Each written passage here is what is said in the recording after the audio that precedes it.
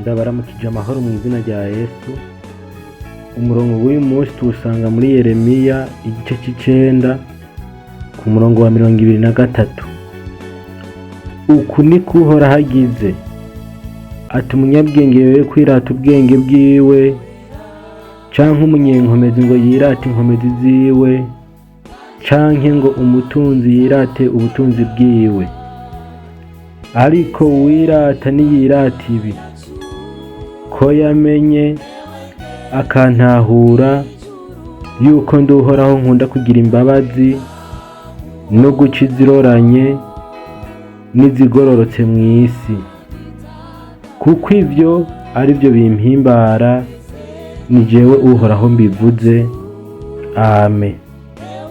Iri ni ijambo ry'Imana ritubwiye ko umuntu adakwiye kwirata ubutunzi canke inkomezi ziwe canke ubwenge bwiwe, ariko ngo uwirata niyirate ko yamenye uhoraho, akamenya uhoraho ko ari Imana ikunda kugira imbabazi, ikunda guca iziroranye n'izigororotse mw'isi.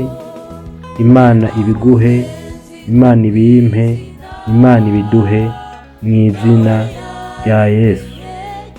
Ndakwifurije uyu munsi mwiza n'ibikorwa vyiza, uroranirwe muri byose mw'izina rya Yesu.